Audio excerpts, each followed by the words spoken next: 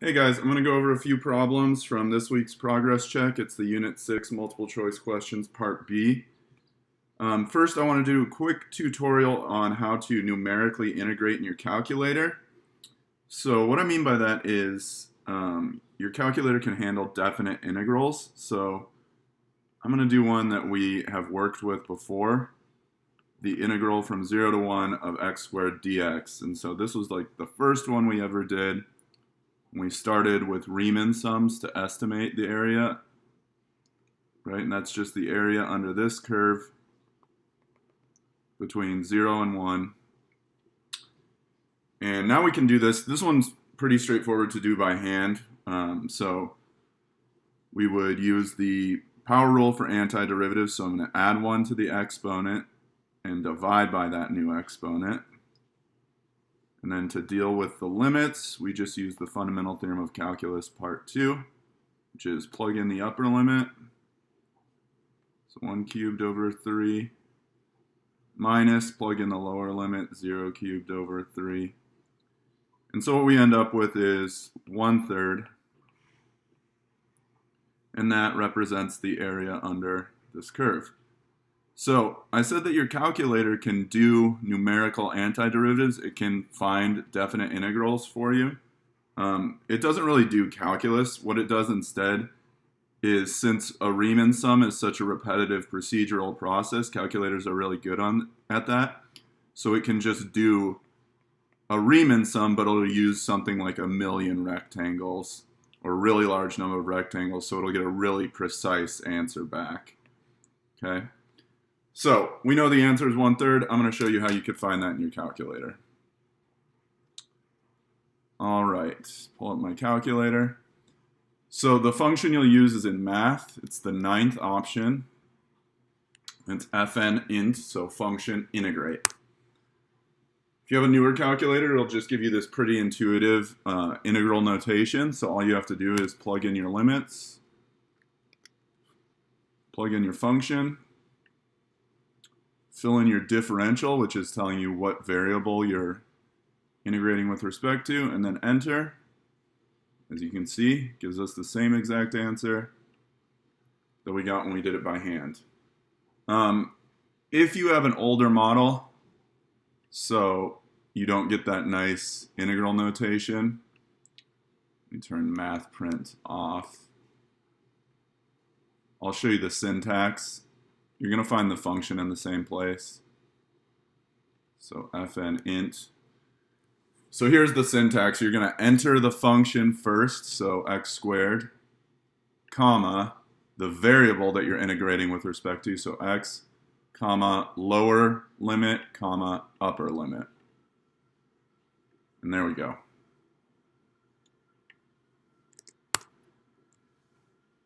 Cool. So let's get to these problems.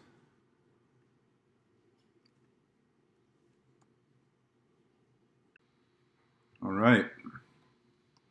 So I put out an announcement just asking for requests of problems to record. Because I wasn't getting a lot of people showing up at office hours. I'm still happy to have them. So just request them if you want me to go over something with you via Zoom. All right. So we're going to do the first two problems from this week's progress check, the multiple choice B. So a couple things. Question 1 has that calculator next to it, means you're going to need a calculator. All right, so it says let f be a differentiable function such that f of 1 equals pi over 2 and f prime is 3 arctan x squared minus 3x plus 2. What is the value of f of 3? Well, we know from the fundamental theorem of calculus, if I were to integrate from 1 to 3 f prime of x dx, right? FTC2 says, okay, take the antiderivative of f prime. Well, that would just be f from 1 to 3. And then FTC2 says, oh, then I would plug in 3 minus f of 1, right? All right, so now we have this equivalence. So another way of writing that, right, is that f of 3 minus f of 1 equals the integral from 1 to 3 of f prime of x dx. And what I want to know is what's f of 3. So here, I'm just going to add f of 1 to both sides. Right? And so that's going to give me f of 3 equals f of 1 plus the integral from 1 to 3 of f prime of x dx. And I know that f of 1 is equal to pi over 2. That's given. So again, f of 3 equals pi over 2 plus the integral from 1 to 3 of f prime of x dx. All right, well, this part I can take care of in my calculator, because they give us what f prime is, right? So I just want to integrate that from 1 to 3. So the rest of this is going to be done in the calculator. So that's all right.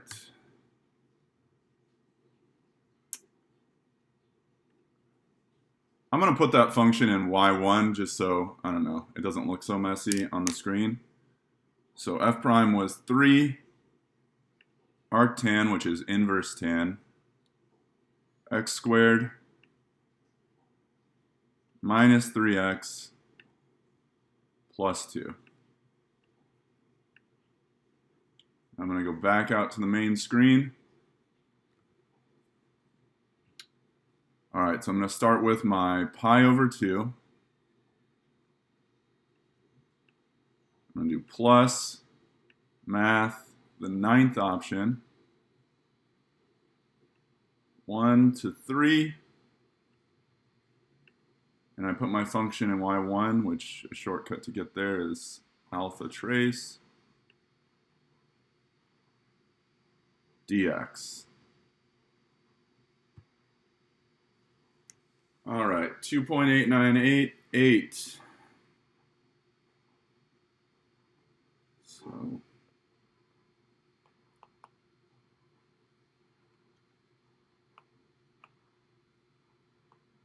all right, sorry, just writing that down real quick. Which one is closest? 2.899, so our answer is C. All right, let's move on to number 2. All right, selected values of the twice differentiable function g are given in the above table. What is the value of the integral from 0 to 3 of a giant mess of a function? G prime of x times quantity cosine squared 2g of x plus 1 dx. Well, anytime I see nested functions, I'm going to be thinking probably chain rule, right? So first thing I'm going to do is try this. Let u equal 2g of x plus 1.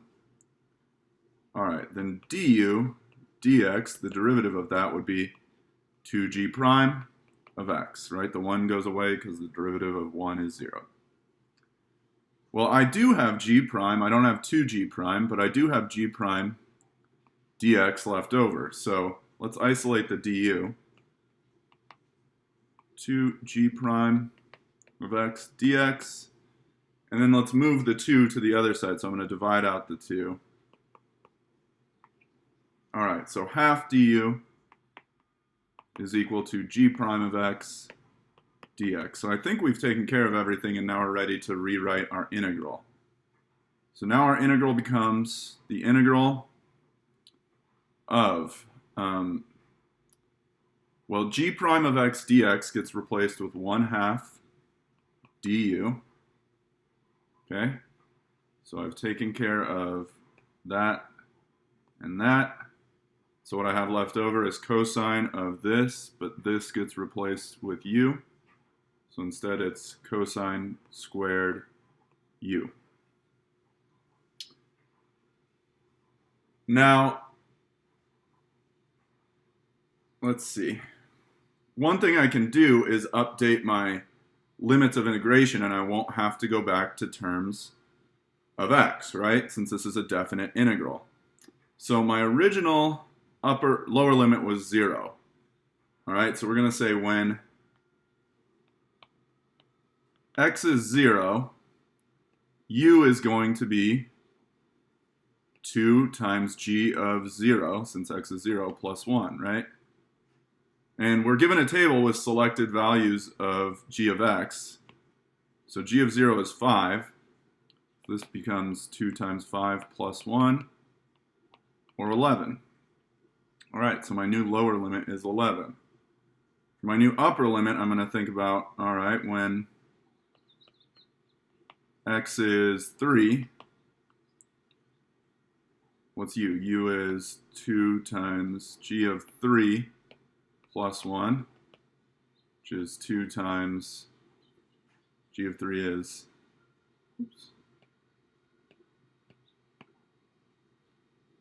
negative 2. So 2 times negative 2 plus 1, or negative 4 plus 1 is negative 3. Great. And once again, now I have just a definite integral that I want to evaluate. We're just going to do that in the calculator, okay? We'll get some approximation and then come back and choose the answer that's closest to our approximation. So let's go back to the calculator.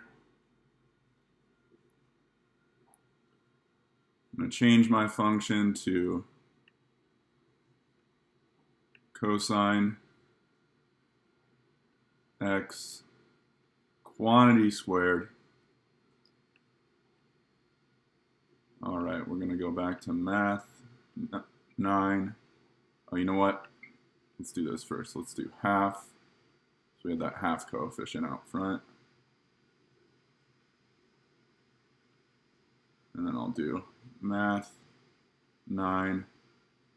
Now my integral is from 11 to negative 3.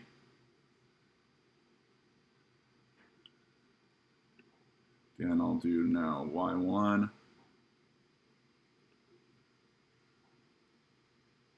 dx.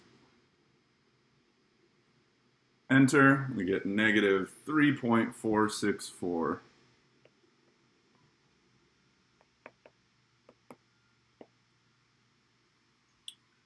Let's go back and we'll check. Yep.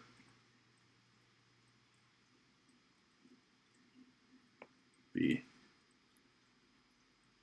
All right, folks, I'm posting this in the announcement, so you can just leave a reply if you'd like me to go over any others. Or email me if you have questions. Hope you're all doing well.